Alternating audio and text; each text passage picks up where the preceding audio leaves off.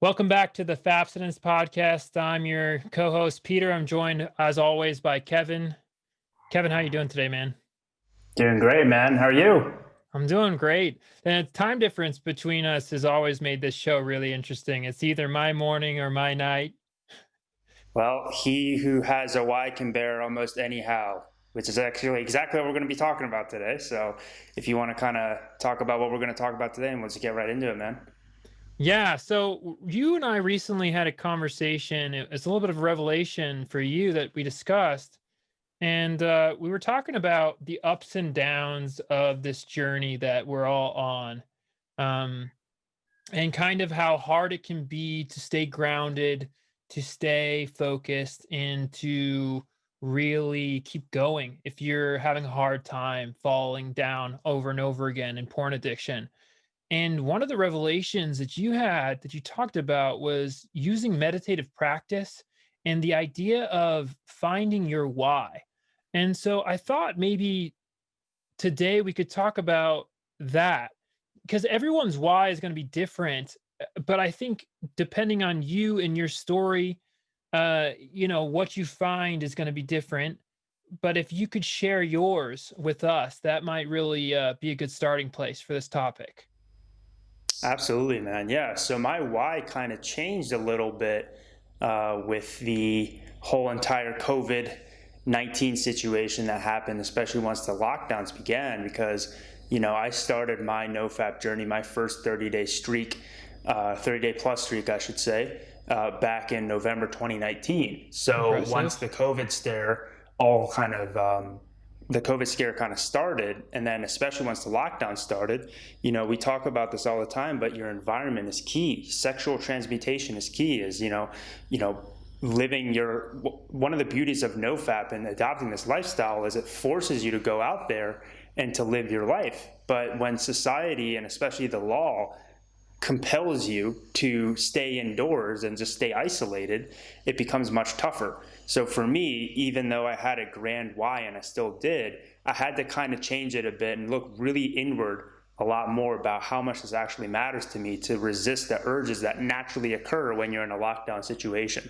So for me, what I had to end up doing is, I had to get really creative with my meditations, the practices, the imagery that I used in terms of just kind of looking internally and looking inward, especially once I started to get tempted. Because typically, before when I would get really tempted, I would have a transmutation routine. I would go out for a walk. I would go to a coffee shop and work. I would do a multitude of things that would allow me to resist the urge, or not just resist it, but transmute it. And because I was just stuck in one area, that option wasn't there anymore. So instead of exercising just copious amounts of willpower, putting yourself into a meditative state, which the whole point of meditation, you could meditate for different reasons, but in my opinion, the best way to do it is to remind yourself that, these emotions that you have of being, turned on sexually or hungry or or angry or sad or any of these things, when you meditate, you understand that you aren't one of these things. It doesn't control you. Who you are as your person, you're the awareness behind all of those things. So if you're able to become aware and say, these certain emotions don't define me, I'm the awareness, and I select and choose which emotions to choose, which is a very hard thing to do. You can really resist the urge when it comes to NoFap, regardless of any situation. So that's one of the things that I had to kind of come up with in order to actually continue on this journey without relapsing all the time, and really start to actually adopt it, even though my environment was not technically conducive at all to success with this lifestyle. Yeah, and environment changes, they're part of life, right? They're going to happen to everybody. And I think especially one of the things we mentioned just before starting this podcast episode was just the idea that everybody's on a different level of their journey. And for anybody who's serious about quitting, it's probably because they are in pretty deep. And that's what has allowed them to realize that it's a problem for them. And to think that you could go and just say, all right, you know what, that's it. it's a problem and I'm going to stop right now. And to expect that to be that simple, you're just done, it's over with, that would be, I don't know, just not realistic. I think we're all, when we started this journey, I think everybody has to expect to fall and fall often, especially early on. And it can be really debilitating if that makes you feel like a failure. And I think if it's all about you and what you can do on your own, it's too much. It's too much to ask of yourself to be always vigilant, to always be on, and to be able to get back up on your own all the time.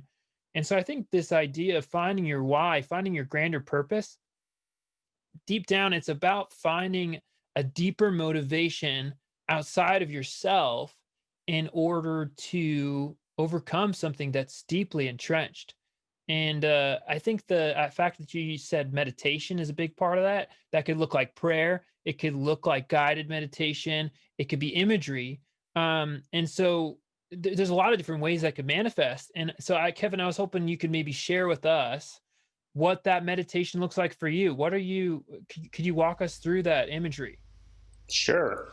I'll try to be as simple with it as possible because, with me and the way that I do it, a lot of that way that I do it makes a lot of sense to me, but I've kind of found a more simplified way where you can kind of make it your own a bit, but I'll walk you through it. So imagine you are on a road, right? A road that just stretches out for miles and miles and miles and miles and miles. And then you see this giant mountain at the very end of the road. And then you see that there's this great beaming light at the top of the mountain, but you can't see the mountaintop because it's so high up that, it's covered by clouds. Okay. So as you're walking down this road, you actually have, and keep in mind, it's going to sound kind of weird, but it's very effective in terms of helping. Okay. So keep it open mind. All right. So while you're walking down this path, the goal is to get to the top of the mountain, right? But as you're getting to the top of the mountain, you know that that's your journey. You know that you're supposed to go over there, but you can't possibly know what that actually is, right? It's never going to be 100% clear to you what that is. So you're walking down the mountain, you see all of these kind of like bug-like creatures following you, okay? And typically, a lot of times they're just kind of hanging around, but they're still following you. And so you keep going down the path. And then what ends up happening is all of a sudden, out of nowhere, some of the bugs start kind of attacking you a little bit. They start, at first it's not too bad. You can kind of resist, so you can shoo a few of them away. But as time goes on, you have like hundreds of these bugs attacking you. All right. Now here's the next thing that you want to imagine. Imagine that you only have a certain amount of time to get to that top of the mountain. Okay. Like you have an entire lifetime to try to get up there. But what ends up happening for a lot of guys is, if you take too long to go up there, you realize you don't have that much time left. You might just sit down and give up. So it's very important to make sure that you stay true on that path as much as you can. So let's go back to the bug example. So let's say these bugs start attacking you. Well, what can you do to resist those bugs? Well, you can try to fight them yourself, all right? But what ends up happening is you see this random guy come down, and he claims to be a representative of the light at the top of the mountain. Now, this guy, you don't know whether to trust him or not. You're kind of just like, oh, whatever. So this guy says, hey, man, I'm going to help you fight these bugs. And you say, okay, help me fight them. But you still have to fight the bugs. Now, here's where the interesting part comes in. Because you're probably thinking to yourself right now, what the heck does this have to do with NoFap? Well, one thing that you can do to make the bugs all die immediately so that you stop being attacked is, you see on the side of the road, there's this giant glass tank, all right? And as soon as you step into that giant glass tank, all the bugs just extinguish and die. Now, why would you want to go into the glass tank? It's very tempting. Why is it? Well, every single one of your sexual fantasies are inside of that glass tank. Not to be trigger warning a little bit here, but it's like every single porn scene you could imagine, every single, hot girl that you're attracted to is just twerking, asking you to come in and join them, right? So naturally, if you can extinguish all of those bugs that are bothering you and attacking you, you're probably going to go in there. So what's the issue? Well, if you go in there, you can fulfill all of your sexual fantasies and needs and wants and whatever. But what ends up happening is once you release and once that experience is over, you're trapped inside of that glass structure for like a full week or possibly even longer. Okay. And immediately what ends up happening is, the bugs aren't bothering you anymore. You're able to have your experience, but you're trapped in there. And then you end up, you're allowed to get out of that glass, sure, at the end of the week, but you're going to be 1 week behind in actually trying to achieve the top of the mountain and try to get there. And the more times that you give into that temptation of the bugs attacking you and then just alleviating that temptation by going into the glass and fulfilling your sexual fantasies, the longer it's going to take for you to get to the mountain, to the point where if you're just constantly stuck in that glass for weeks on end, because that's the punishment, you probably will never end up reaching the mountaintop, which is full enlightenment. Now, where does the random guy come in that I was talking about before that represents who claims to represent the light at the mountain? Well, he's just some random guy. He can help you with fighting the bugs off because you can't fight the bugs off on your own, but you still have to fight your bugs off, but then this guy also helps you as well. All right. So what does all this mean, right? Especially with the guy with the allegory. Well, whenever you're trying to pursue anything meaningful, you can never fully 100% know why it is you do what you do. It's important to try to establish what your why is, but there's still going to be a leap of faith required for you to even just acknowledge that you trying to improve yourself in this way means something. There's some hope that's required there. So this guy helps you with that, right? He could be some bozo, who knows? But he helps you take those bugs off, alleviates you from that pain and frustration, and help you stay true along the path without actually going into those glass structures with a bunch of twerking women in it, right? And he helps you stay true along that path, but you still have to fight regardless, right? So it's still very important because it's impossible to take those bugs off on your own. You're just going to be fighting and using willpower constantly. Eventually, you're just going to be so overwhelmed, you're just going to have to retreat into those glass structures. But this one guy coming in can actually help you a little bit. So that one guy is just kind of a representative of hope that this means something, because you're going to second guess and question yourself all the time when you're put in these environments of, having to use willpower and stuff. It's like, does this really matter to me? And a lot of times, us humans are smart. You can easily convince yourself that, oh, it's not a big deal, or, oh, I'll just get back to it tomorrow, right? But then all of these, I'll get back to it tomorrow, start piling up. And then before you know it, you look a year down the road and you've completely, either regressed or haven't progressed at all, So doing this type of meditation, something along those lines, something that represents your sexual frustration, those are the bugs. The bugs represent your heightened libido. And you feel like you're being attacked, because what is sexual release? Sexual release is alleviating sexual tension, right? It's alleviating you from the pain of sexual tension. Yeah, I really like the analogy of the bugs, especially because this could be different for so many different people. It's interesting you mentioned sexual frustration, but I think also it's a good analogy or allegory rather, for just any of the distractions in life that might impede your ability to overcome this addiction, because the stress from work might be a factor. That's not a sexual situation in and of itself, but the fact that you're dealing with intense stress might hurt your road to recovery if you let it affect you. And so I guess think I even had a mosquito flying around in my room when you were giving that analogy. So it's kind of perfect, because it was making it harder for me to focus. It was making it harder for me to stay dialed in. And I think especially when it comes to kicking something that's become second nature to you, almost chemical, which is what the release that comes from porn and masturbation becomes for a lot of people. It becomes something that they have to do to deal with their day. Otherwise, they're distracted.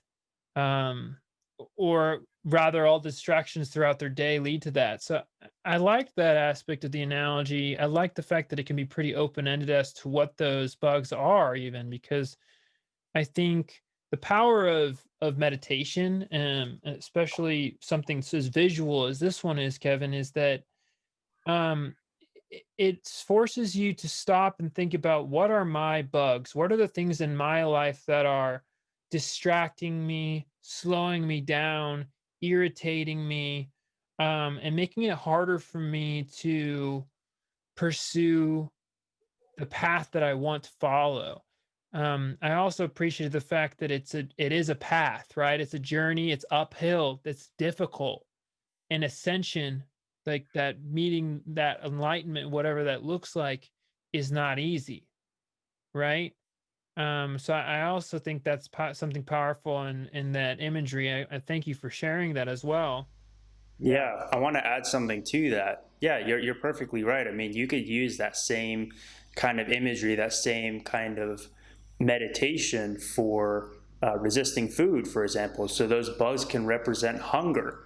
And then on the side of the road, instead of a bunch of, sexy twerking virtual women, it can be a hamburger, a cheeseburger, But like, but if you know that you going there and going inside of that glass structure where that cheeseburger resides, you're going to end up it's almost like one of those traps from like the movie Saw, where you end up going in there and then you just like you can't get out, right? So the kind of the drawback is, well, as soon as you get in, you're the door shuts behind you in that glass structure. The bugs basically get incinerated, but you're stuck in there for a week. So sure, you temporarily cause the bugs to go away, but the fact that you didn't try to fight them is going to slow you down from you getting up to the mountain and go to what's meaningful, what's enlightenment.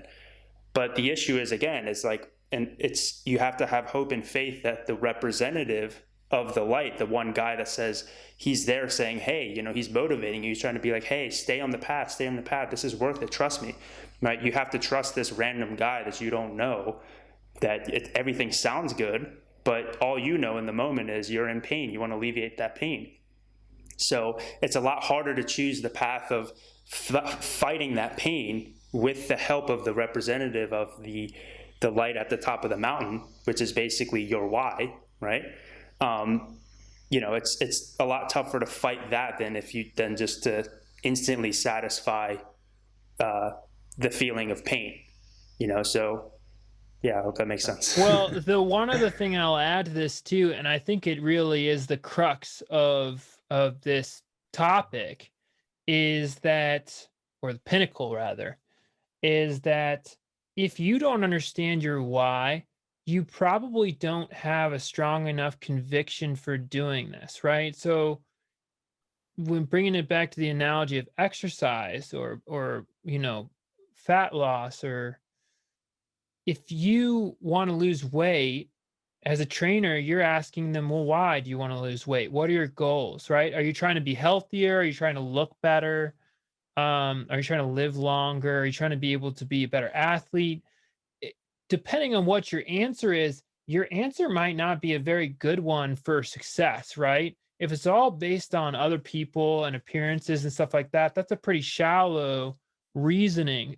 But I think it's important, from the get-go, to establish, what are the reasons you want to quit porn? What is it Mhm. that you think you're going to get from freedom? Why does it matter to you? Why do you want to do this? And the more that you can understand that thing out there, the more that representative is not going to look like some random hobo, like you said. He's going to look more like someone familiar, someone that's like, oh, yeah, if you're from that place, I'm going to listen to what you have to say. Well, how do I get through this? Because that's what I want. I see that up there. That's what I want. And I know why. Right. And Mhm. so I think that's what we're challenging people to do in this exercise is, if you do decide to kind of follow a similar meditation to what Kevin just mentioned here, I challenge you, number one, to think about, why do you want to quit porn? What is leading you down this path? And then maybe, is there a deeper motivation you can think of, if depending on what your motivations are? Um, Also, maybe to think about, what are those bugs? What are those things distracting you throughout your day? that are impeding your progress, or what you feel like are impeding your progress. And in a later episode, we'll kind of talk about this idea of knowing yourself, knowing your triggers, and setting yourself up for success.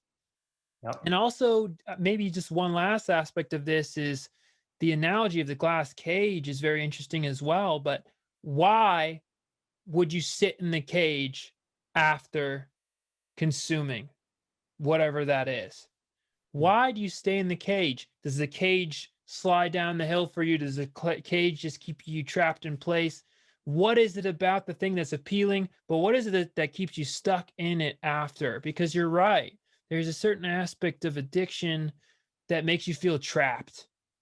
And it's not always as transparent as it appears. So I do think there's a powerful analogy, Kevin.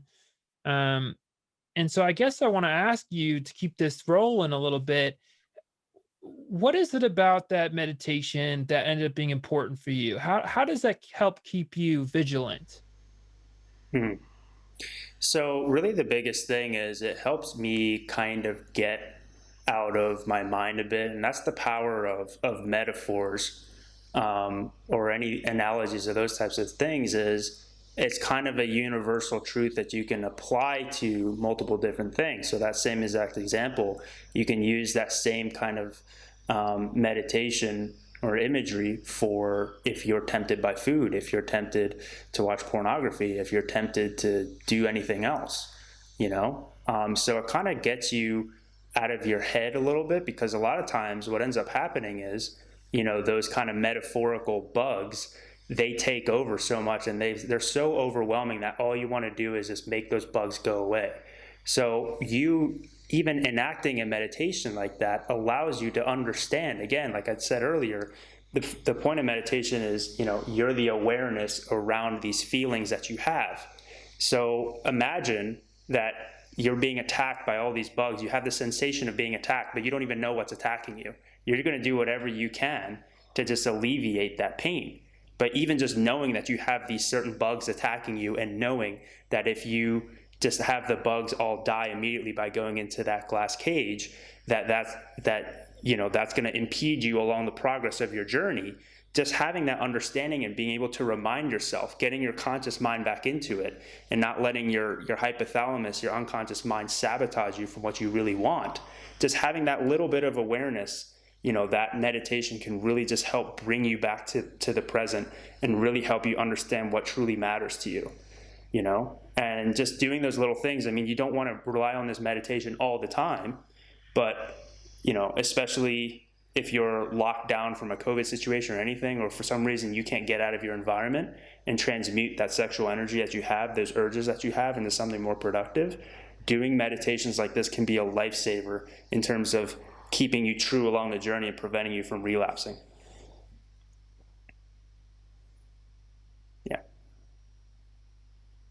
So anyway, yeah, I mean, that's kind of the, I hope this meditation helps. What I'm planning to do in the future is to do like a full guided meditation with this as part of the podcast, so that you can really follow along. But anyway, what we're going to do next episode, I kind of talked about what I had to do in my own personal journey, my own why, a little bit here.